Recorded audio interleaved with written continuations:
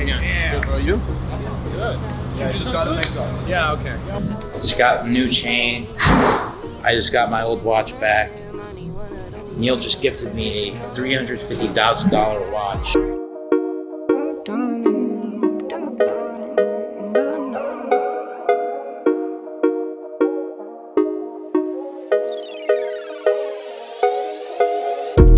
Riding to the top, started from the floor. How we got up here, you don't need to know. Sniffing on an M, I need one of those. Sniffing on an M like I got a cold. Need to know, nah, you don't need to know.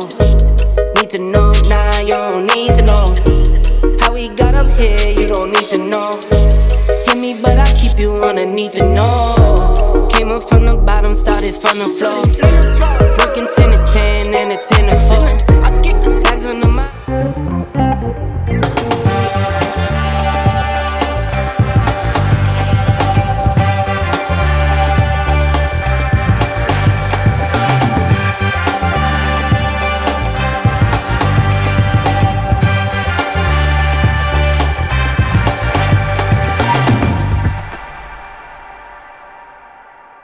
All right, guys, what's going on? We are here today, Monday morning, and we just got in a nice shipment of pieces. So I'm going to be walking through them and explaining to you what we got and who they're going out to or if they're for stock. So starting out, we actually just got this 43mm new style offshore. I'm not sure if we talked a lot about this piece or these pieces on the channel. However, I did want to explain to you guys the new 43mm and how it has a lot of quality of life parts to it that made this piece a lot better overall in the market. So starting out, we actually have the quick release for the strap, which is an awesome feature. So you can literally take this strap off just with your fingers. Strap comes right off. You can put a new one on. You can switch colors out. Makes it really easy. So this is like a nice little quality of life thing. Also, this 43mm, they actually fixed the problem that the 44s had and the 42s, where the pushers would dig into your wrist whenever you were wearing them. Overall, I'm a huge fan of this piece. Definitely take a look at them. There's a lot of variations. This happens to be my favorite one. The smoke gray looks beautiful. Can't go wrong with it. Next up, we actually got in a 26320 ST blue. This guy is going to be going out to a good client of ours, and it's one of my favorites, a piece that I own in my personal collection, and definitely a piece that's going to be collectible in the future. If you guys get a shot to pick one up, definitely pick them up because they're becoming very hard to find. And they're going up very fast now that they've been discontinued for some years and there's not many in the market.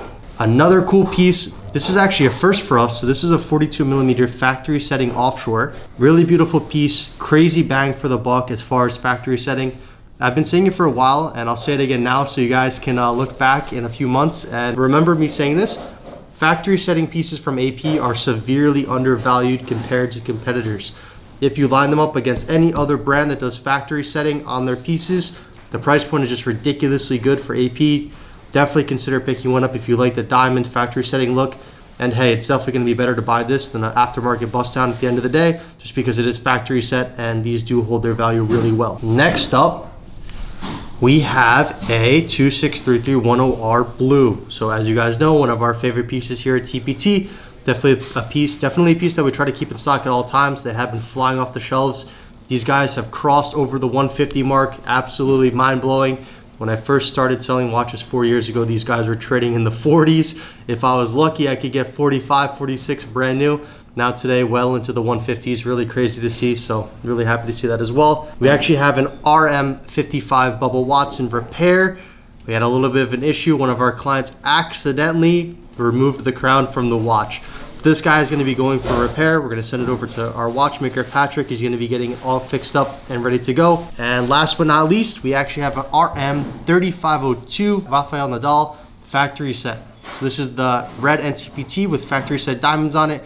Really awesome piece. Actually, the first time we've had this in the office as well.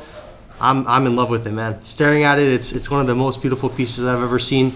I like the way that RM did the factory setting on it. Definitely a really cool piece all the way around. And as far as this weekend, to catch you guys up to speed, we actually had a lot of sales. So we sold a lot of 15500s, I believe 4 pieces. We sold 4 pieces of 26331 ST. We sold, what else here? We sold a very big piece. I'll give you a hint, guys. It has a green dial, if you can take a guess. I'll be showing that one to you guys later. And then we actually sold the 15400 ST, and we sold the rose gold skeleton. So AP weekend, big weekend. We're starting the week strong, and hopefully we have some updates for you guys soon. Thank you. Sean? Hi, this is Sean. Hi, Sean. My name is Jeff Mulholland. How are you? Hi, Jeff. Sounds very familiar, actually. We met before? Yeah, I follow you guys. I make comments on your site. How's everything? On the YouTube channel. It's good, man. I wanted to inquire with you. You made a video, I don't know, like a couple months back, and you were talking about the AP26320s. Yes. I don't know if you recall. So funny. I literally just shot a clip talking about this exact watch. I'm not even kidding. 20 minutes ago. Oh, no way. And so I've been looking for one. I've been trying to find like a black dial one, and they keep going up, man. And I'm fucking like dying on this damn thing. So I wanted to like get your thoughts on it, find out what you guys had in stock, or what you can get them for. So right now we have just white dial in stock. We're actually sold out of everything else for now. Not saying that we can't get it, but we did sell out of the other pieces. That being said, in my humble opinion, it's sort of that you can't go wrong piece, and you just gotta jump on it because it truly is undervalued for what it is. It does not make sense in the market at all. Yeah, and every time I find, because they were at 45K for a long time for the black dials, and like now I found a couple of them, but they're always sold out. They sell right in front of me. So I don't know if they're even available or not, but so they're actually pretty tough to find, to be honest with you. They're not the easiest watches to come by. That being said, they when these watches were being produced, they didn't have the same sort of respect and value to the collectors as the other pieces in the market, for instance, Patek and stuff like that. So the guys who bought these, a lot of them did not take care of them, and a lot of them, just use them as tool watches and stuff like that, that's what your watch is meant to do. But they're actually pretty tough to find in the market. Right. If you're looking for a good example. So we have the white dial in stock. We have watch only. We're asking for the watch only 54,500. To give you an idea, a complete example for the black or white is going to be trading in the higher 50s. If you get like a really good deal, because there is people that aren't really aware of what's going on in the market right now, you might be able to find one in the low 50s, but it's a little bit tougher to come by. I would say if you find a good example to hop on it right away. And I also do have a black example with papers that I might be able to set you up with. Okay, I'm interested. So I'm the guy that was making the comments. I love your. I think the other underappreciated watch that you guys have that nobody seems to know anything about is the Zenith. You had the 4-liner for sale for like 18K or something like that. Crazy value, insane value. People don't understand an inverted 6 dial with a 4-liner is rare. There's another one for sale with the Mark 1 dial. It's got the 225 tack, and they've been asking like 32K for it, so they're way over the price. But yeah, that's the only other really great one. And I say nobody likes that watch. That I watch your channel, nobody even notices it. I'm the one that's like, oh my god, that inverted 6 is so sick. It's funny because I've put that in front of so many people that are looking for like a stainless steel sub or a two-tone sub or a Batman, and they're all like, nah, and I'm like, this is it's a crazy value watch. It really is. I mean, I have a Yachtmaster. That's my only watch right now. Mm-hmm. And I got my wife a Datejust, a rad old one. But I really want to get this 26320. Okay, so I'll definitely be happy to set you up. 100%. I actually know of one. I'm gonna contact the guy who had it right now, see what I can do, and then maybe we can make something happen. So just give me till the end of the day today. I'm gonna start looking for some examples, and hopefully we can make something happen. I'm gonna start looking for you right away. Cool, brother. I appreciate it. Awesome. Thank you so much. I really appreciate it. I love your channel. I'm a huge fan. Like, you are the most knowledgeable person that I've come across. Appreciate everything that you do, man. Well, I try my best, and I've learned from people who are way smarter than me, so I'm trying to learn every day. But thank you so much again. I really appreciate it, and hopefully we can get this done for you. I look forward to finding you a really nice example. Right on, brother. Appreciate it. Awesome. Thank you so much again. Okay. All right. Bye. Nice. That's cool. Yeah, so this guy just called in. He saw that we were selling a 26320 ST, which I actually just spoke about a couple minutes ago. And he's interested in buying one, so I'm going to be looking for one for him. Honestly, crazy undervalued watch does not make sense in the market at all, and I think that they're next up big time. So I'm going to look for one for him right now. We'll see what we can make happen. It'd be cool. Oh, it's definitely gonna be big. Just to get an idea. Let's go, Abs. This is my next watch. Don't even have one yet. What a great first one. Bubs. All right, down payment on the house or A watch. Oh my gosh, it's so pretty. John, you're fun. I can take It's picture. like, yeah, of course. It's like real estate though, in regards to like No, value literally, yeah. investment. I really should not bring my girlfriend here. You should have. Valentine's. Yeah, bring Me and Joy will make your and G guys watch. Oh, I love this one. Do you guys have any iced out? We do, yeah. Let me, Let's go, Yash. Silver one? yes. And Yash, you still got that the heavy hitter box? This one? That's factory You done. may need to bring that out, show John and Abby. So That's factory excited. diamond. That's factory. That's like 150. Close to like 230 now. But like, for example, I sold that watch, the exact same watch, to a client 2 months ago for 145. Yeah. 145. 2 And months now it's later. It's already 230. investment. It's crazy. Crypto, baby. And you would never think that like on a factory iced out watch you're gonna make 100K now. Crazy. Especially like some values. Bro, that's better than Ethereum or Bitcoin. Is that your watch or is that ours? On your wrist? This, oh, that's mine. That's yours? Yeah. What'd you get that for? Fuck, I don't know, like 17 maybe? 17. I bought my So, AP yeah, for- how much are we paying for that? It's with papers. Yeah. Oh, it's the same thing right here. Pay you. Maybe you'll sell a watch today. I am. Oh, you selling? We'll pay you 50 for that. 50. But you sold us this blue already. Well, that's crazy, right? Yeah, yeah. Tripling No, up it's on like a disgusting. luxury Oh, good like, that you it's enjoy. crazy. Remember when I bought my AP for my birthday, 21st? I bought myself an AP for 18, and now it goes for like 63. What, a plain Jane Rollo? Yeah, yeah. What, blue dot? No. The white though. The white. Yeah. Yeah. Those are like, what, 50 today? Yeah. We pay like 45, sell for 50. That's crazy. Yeah. I don't know this one. Found it in the closet. Yeah. Oh, which one? The Rolex? Yeah. I haven't seen that in years. So we met Max on Instagram? Yeah, off of Instagram. We met Max off Instagram. He sold us a watch. It was a Ghost, reference number 26470IO. Sold that to us, what, like 4 months ago? Yeah. And Max hit me up last week. He was interested in this code 1159 Perpetual. Look at that dial. Beautiful. And we're going to be doing a trade, hopefully, for his dual time tomorrow. These guys know what they're doing. They know like everything about reference numbers, AP, like they're serious business down here in Miami. I bought a watch today. It's supposed to come complete. Guy got here. On the way of him coming over here, it's a good client of mine. I sold the watch to a wholesaler. It's supposed to be complete. So I told the guy 115,000. Moral of the story comes, the watch came naked. So I was like, hey, you know, I need the paperwork. It was supposed to have papers. She's like, oh, I didn't know that it was supposed to have papers, etc. Anyway, I ended up buying the watch for 100. I took the watch, I had it here. I offered it in the group chat for 105 because at this point we're kind of stuck because it was supposed to have papers and it's supposed to be complete and it didn't come complete. I posted it, no one bought it. I get a phone call from one of my buddies. He's like, hey, I'll take it. I said, okay, cool. Hang up the phone. I look in the chat. Someone marks it sold.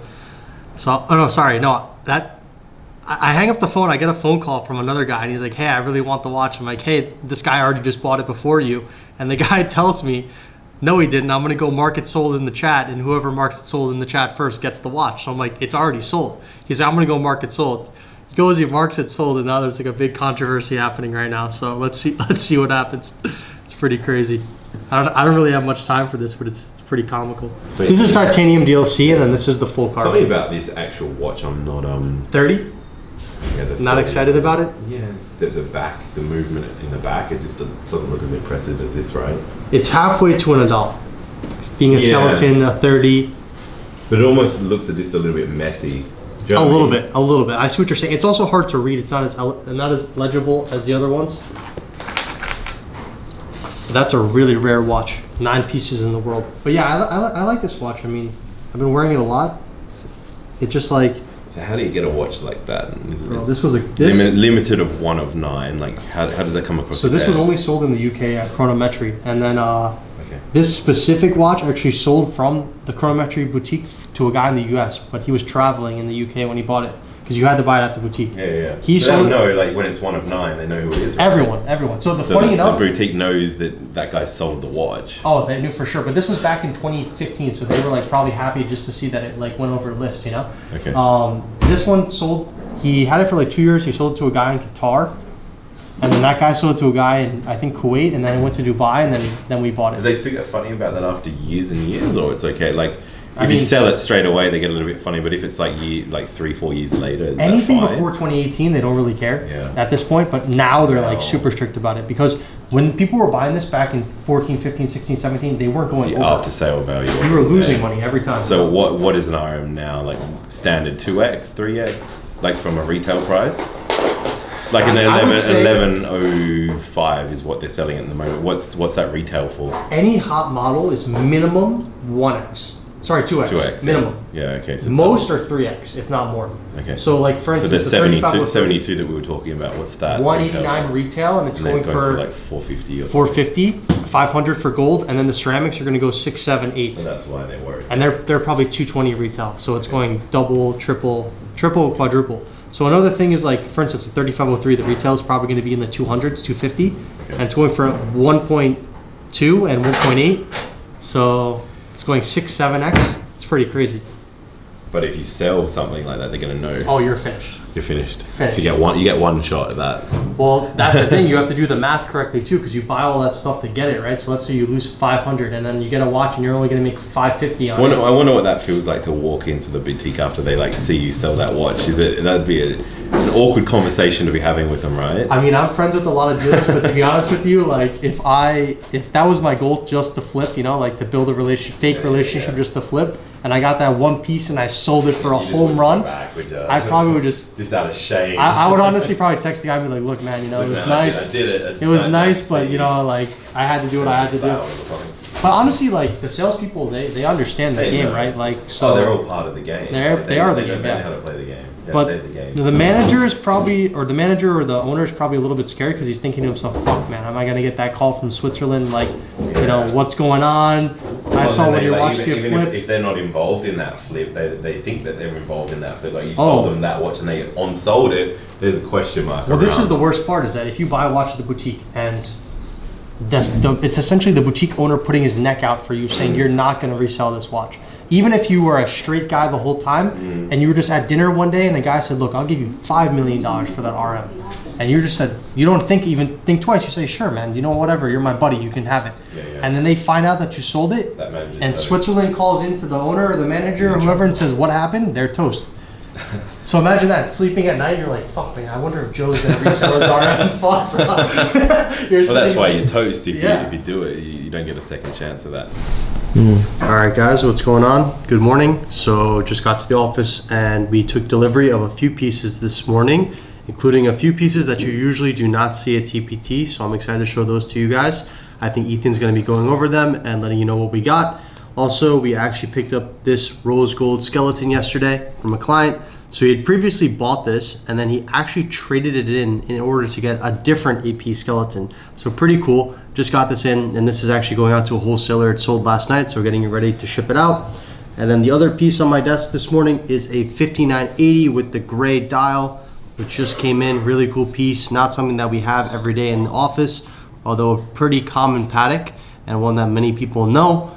Really cool piece, and I'm excited to have it here as well. I actually have my boy Ben stopping down in about 30 minutes, so when he comes in, we're gonna shoot that and we'll let you guys see it. What's up, guys? Just preparing some chains here. We're gonna go see Steve in a bit. He wanted to see some tennis chains, so you know we're gonna come prepared. So what I'm doing right now. Stay tuned for the next clip. Thank you. Steve's the man, bro. You got the Nadal back? Yeah. It's yours? I want it. I love. We gotta make some happen. These shirts are hilarious. Cause dude, I feel me wearing the Bubba to the gym. I just feel like a fucking asshole. Like a douche, right? Yeah, like this, I feel like normal. Yeah. Like that's why I've been missing it. Cause I be wearing the Bubba all the time. Man, it feels really good on your wrist. It's lighter. Yeah, you don't feel it. Just got a new chain. I just got my old watch back. Neil just gifted me a $350,000 watch. Very nice of him. Only for Steve will do it. What was all this? No, but I'm saying it makes sense because it was. Have you seen these new climber machines? What? Like it's called a climber. No. You guys got jewelry right now? No, it's a new machine. It's got the owner of it, and then with the nightstand. You burn more calories doing that shit than anything. Wait, where is it now? a weird website. So what's a third chain that can go with this? Oh shit. Right here. Like a different length? Use that or no? Yeah. To go with this. Is there? Probably not, right? Do you have one? These are It's all. not really like a cardio thing. Because these are all the same length, but I think they're the same length as my. Put up one in the gym, see if they like it.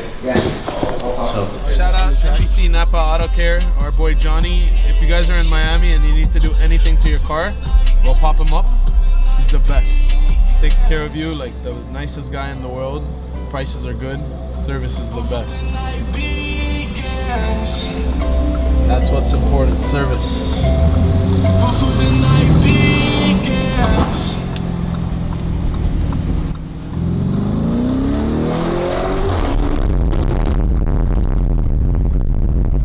Timepiece Trading got into the Bored Ape community yesterday. Picked up a Bored Ape.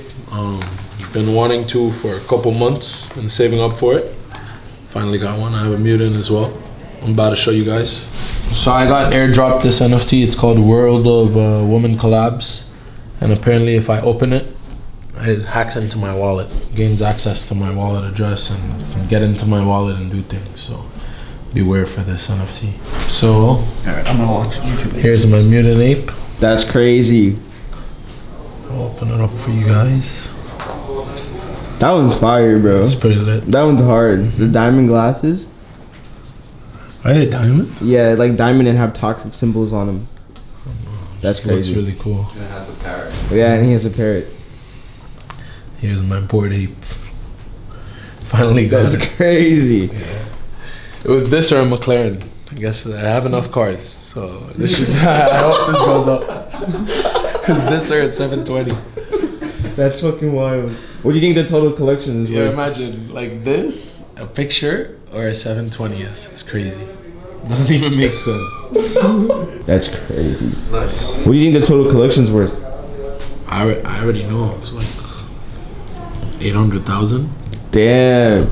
Yeah, I feel like you have to be done. Like, what else could you get? Yeah, I'm chilling. I'm chilling. I'm chilling. It goes up. It goes up. It's a house in NFTs. Yeah, it's. I could have. The down payment on my house was the Bored Ape. That's crazy. Yeah, That's wild. just the Bored Ape. That's wild. That's so different. Yo, I just posted RM11 Le Mans on the Instagram. I told Ethan to post it. We sold it within 5 minutes. We have another one. We're about to sell the second one as well from one Instagram post. And we posted the India edition. And Yash sold it immediately to his buddy from Kenya. Very nice guy. I just spoke to him on the phone. This piece is very special. I don't know if you guys know. I'm Indian. I'm not Latin, if anyone thought that. I get that a lot, but 10 pieces in the world, India limited edition, crazy. The RM11 rose gold is one of the staples, you know, one of the best selling models, and being 10 in the world, for an Indian person to acquire this, it's very, very special. All right, what's going on, guys? I'm checking in here this morning, going through the YouTube comments and picking out a few questions to respond to. So a lot of people had questions, comments, concerns in the bottom of the YouTube comments section. And I wanted to address a few things and let you guys know, what we think over at Timepiece Trading and to answer a few of your questions to the best of our ability. Now, I will start with a fun one. So it says, does TPT have a theory of reflectivity, on luxury goods? Is there any data to support the idea that a luxury brand can be substituted for another? So, oftentimes in our videos, you will hear us comparing one watch brand to another or a watch brand to a luxury brand. So to be honest with you, luxury goods, in our opinion, are pretty connected. So for instance, the guy who goes out and buys a Richard Mille or a $100,000 AP or a very expensive Rolex, oftentimes if he has a wife or girlfriend, he's going to be buying her a Cartier bangle, or he's going to be buying her a bag, or he's going to be buying her clothing or something nice. Oftentimes, this is what we see with high-end clients. So that being said, there is, in my opinion, a connection between watches and other luxury goods sectors, whether it be cars, bags, clothing, travel, things of that nature. So in our opinion, when you see us compare, like let's say AP to Patek, we do believe that there is a direct correlation between the two. As Patek gets more expensive, for instance, AP will also get more expensive, and that's oftentimes how we can sort of decide, hey, you know, AP is looking a little bit undervalued, the price gap between AP and Patek is too big, or the price gap between Rolex and AP is too small, etc. So you can sort of gauge these prices based on the prices in the market, and that's where you can catch some nice swings and some nice upticks on watches, oftentimes in an inclining market. Moving right along, the second question is going to be, won't polished watches affect the value? So I think he meant to say here, won't polishing a watch affect the value of the watch? So the honest answer here is it depends. So a polish is sort of like a car wash. Let's say you have a Ferrari and you want to bring that Ferrari to get washed. If you're going to bring it to a $5 car wash where they're just going to be using, you know, dirty rags out of a bucket with, you know, maybe rocks or maybe not the best materials or they're not the best cleaning solution, you're not going to get the best wash on your Ferrari. Now, if you take that Ferrari to a $500 detailer, that guy's going to be going through your whole car with a fine-tooth comb. He's going to be making sure everything's perfect and that your car wash comes out perfectly. So for us, we use a watchmaker here. He's Swiss trained. He's been doing this for almost 30 years. The best of the best. He is not cheap when you get a polish. You'll oftentimes see people be able to get a polish done for like $100 or $200. That being said, we pay for the quality and for the care that he dedicates himself to his craft and allows for it to come back perfect. As far as affecting the value, once again, it does depend. So some customers will take that into consideration and they do want that unpolished watch. Other customers just don't want watches with scratches. So if you get the polish done right and you get it done correctly, just as if it was sent back to the brand to get polished, oftentimes you won't see it affect value significantly. I would say if you continue to polish a watch and you really beat down on it over time, it will affect the value. And it also depends on the piece. So if you're getting a stainless steel Rolex Submariner polished, I don't really see that being a big problem down the line as far as, you know, oh my gosh, it was polished, I can't believe it, because there's so many of them. Now, if you get a Tiffany Patek polished, or you get something very crazy polished and it's done incorrectly, that definitely will hurt the value. Next question from Scott Allen. So sad that the gray market has changed the watch industry so much that a hardworking man can't even get a watch for relatively inexpensive price. They just keep selling it back and forth until the price is so high, it's sad. I understand it's just a business, but some people can't see the forest for the trees. Not sure where he's going at the end of that sentence there, but I will address the question. So the gray market and the authorized dealer market. Now, nowadays, there is only a few factors that differentiate a authorized dealer from a gray market dealer. Number one is that an authorized dealer is going to be getting watches directly from the brand. They're only going to be selling brand new in most cases, and you're going to be getting that experience of going to a boutique and picking up your watch. Now, the downside to that is the supply. So they oftentimes will not have supply. You will not be able to get a watch from them. Maybe there's a very long wait list to pick up your favorite watch. Whereas gray market dealers, we differentiate ourselves being that we have inventory. We buy inventory from customers, from other wholesalers, etc. Now, we are able to provide a different experience compared to an authorized dealer. So gray market dealers are willing to go above and beyond to give customer service, to give pricing, to do everything they can in order to secure a client, because we do not have that, you know, name brand behind us, like let's say Rolex or Audemars Piguet or Patek Philippe. So in my opinion, I don't think that the gray market at all is hurting or killing the watch industry. I think in fact it's helping it. Now, we focus a lot on the secondary market being pre-owned, but a lot of those guys who are getting those watches at list from your favorite authorized dealer are flipping them to people like us. It's not like us going into the store and buying the watch. Oftentimes the customer will get the watch at list price, they will sell it to the gray market dealer, and a lot of the times these guys are sharp and they know what the watch is going for and they want all the money, if not more. Now, we are able to buy that watch and sell it to you guys and give you good customer service, give you good quality pieces, and also go above and beyond to deliver them to you. So I wouldn't say that the gray market in particular is hurting the watch market. I think if anything, it's helping it. And it's also creating desirability at the brand. So those guys who are waiting on a wait list for 3 years to get a watch, they finally get it. Now it's going over list price and they have it on their wrist. Every day they walk around knowing, hey, this is worth a lot more. If I ever need this watch, it's very liquid and it's cash in the bank, because gray market dealers like ourselves are able to buy the watch and sell it to other customers. It's a very critical and crucial part of the watch industry. I think that you need to consider that the gray market is actually very strongly helping the primary market for authorized dealers and not actually hurting it. Next up, it says, can someone explain how dealers manage duties when doing international transactions? For example, the UK customer would surely be hit with VAT and customs duty on a 500K purchase. That's a massive additional cost to the buyer.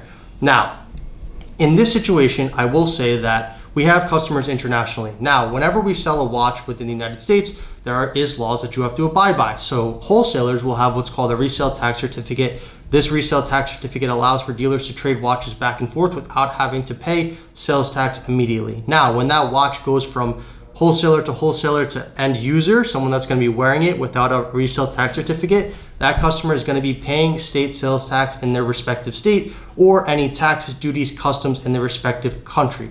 This is mandatory. This is a government, oversight that everyone has to abide by. And oftentimes this will affect price. So for instance, let's say you buy a watch from a guy in Hong Kong and you have to send it to the United States. You have to pay customs, taxes, and duties, etc. Now that is something that customers should take into consideration, because I get this all the time. Hey, this guy in Dubai has it for 1,000 cheaper. Hey, this guy in Japan has it for 5,000 cheaper.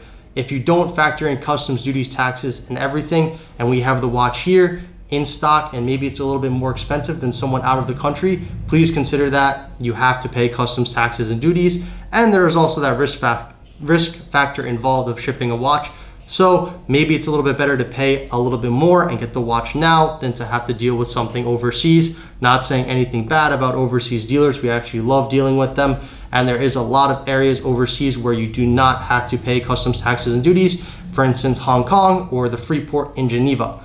So there is a lot of spots that are not going to have customs and taxes, which you can ship there. And a lot of watch dealers will have offices there in order to move pieces around correctly and thus not to have to pay customs, taxes, and duties 3, 4, 5 times to get the watch to the end user. Next up, Samuel Burton. Sean, I see you guys are wishing, wow, this is a crazy comment. Sean, I see you guys are wising up and buying APs, not RM. Sean, it's all over your face about the RM market. It's had its peak and is declining. I can see right through you. You won't come out and say what you really think because the market is over RM. That's why you have a case full of them. If they were so hot, as you say, you wouldn't be able to keep them in stock, but you have plenty. I'm too old of a cat to be scratched by a kitten. Well, I appreciate being called a kitten. I think that's a very nice compliment. I've never been called that before, but let's run with it. So the RM market in general and us switching over to APs. So I will say that this comment to me does not make so much sense because as a gray market dealer, one of the most important things is having stock. So if you don't have the watch, you're not able to sell it. We don't broker here, we don't do consignment. Everything that we have here is available for sale unless it's in our personal collection or on hold or already sold. So when a customer comes in, we don't want to be that guy that's like, hey, yeah, I am an RM dealer, but I don't have any RMs. It's important for us to provide our customers with a nice diverse selection, have all the watches here for them to see so that they're able to make an educated decision and get the best piece that they are looking to buy. Now, that being said, as far as our RM inventory, at any given time, we keep anywhere between about 35 to 50 RMs in stock. Maybe not all in the office, but we will have them, in transit or in various other offices that we have. As far as the RM market declining, I will say that RM for the past 12 months has been very stable and trending up. Another thing to consider about RM is that RM doesn't go up like other brands, whereas you'll see a Pepsi go up $500 a week or $1,000 in a month, or AP going up $5,000 in 3 months. When RM goes up, it goes up in big jumps. It doesn't go up a little bit at a time. So that is something to consider as well. I wouldn't say by any means the RM market is declining. I think if anything, it is inclining up in price. And you're seeing that right now with a lot of pieces. This happens every year where you'll see RM go a little bit flat for a few months and then it will start going up in big jumps. You don't want to be the guy that misses the boat on those jumps because they can be really big. For instance, 3502 Red, Nadal last year went up 100K in the span of a month just based on supply and demand, and also a few discontinued pieces coming into the market. Another thing to consider with RM is that there is no supply right now. So for every 100 Richard Milles that we are offered, if we can buy one, we're lucky. Every day I go through, various texts, dealers calling me, clients calling me. If we can buy one, it's like a great day. A lot of times people are asking all the money or more for their watch, and in order for us to provide a very good price to our customers, we also have to buy correct. So in short, I do not believe that the RM market is declining. I do not believe that any watch brand as of right this second is necessarily declining. Will things change in the future? Markets are very stable at the moment and trending up, but you could see instability based on any numerous factors that there are at play. For instance, the government, raising rates, or stocks declining, or crypto declining. These are all things that do affect the watch market, and you should be watching out for them. Now, that's not to be scared. If you love a piece, you should go out and buy it. But as far as Richard Mille, I do not expect them to go down in the near future at all. I think this is going to be a big year for both RM and AP.